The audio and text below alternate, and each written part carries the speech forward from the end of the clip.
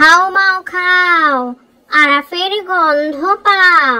এই আরাফ, কেমন আছো তুমি? দেখেছো লালটু ভূত তোমাকে চিনে ফেলেছে আরাফ। এখন লালটু ভূত তোমাকে মচমচ করে খেয়ে ফেলবে আরাফ। কেন খাবে জানো আরাফ? তোমার বাবা মামাকে বলেছে লালটু ভূত আরাফ ঠিক মতো খায় না, ঘুমায় না, পড়াশোনা করে না, শুধু মোবাইল ধরে আর স্কুলেও যেতে চায় না। তাই আরাফকে তুমি নিয়ে যাও লালটু ভূত। আমার রাজ্যের নাম লালটু ভূতের রাজ্য। সেই রাজ্যে তোমার মতো অনেক বাবুরা আছে আরাফ। তুমি কি সেখানে যেতে চাও?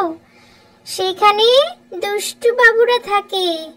তারা যখন ঘুমিয়ে থাকে তখন তাদেরকে আমি নিয়ে আসি আরাফ।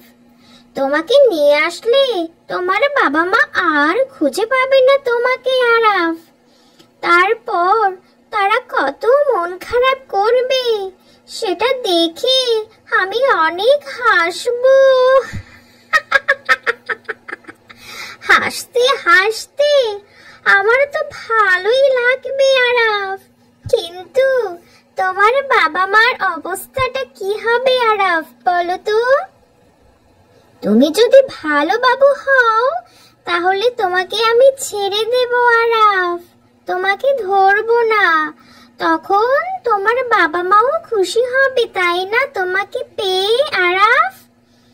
কিন্তু তুমি যদি বাবা মার লক্ষ্মী বাবু না হও, বাবা মার কথা না শোনো, ঠিক মতো পড়ালেখা না করো, তাহলে তো তোমাকে ধরতেই হবে আরাফ, তাই না?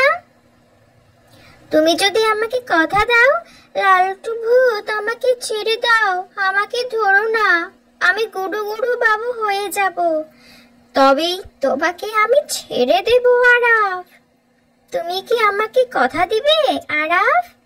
তুমি বেশি বেশি পড়াশোনা করে বড় হলে ইঞ্জিনিয়ার হতে পারবে, বিজ্ঞানী হতে পারবে, ব্যাংকে চাকরি করতে পারবে, তারপর বাবা মাকে নিয়ে অনেক বড় হতে পারবে জীবনে।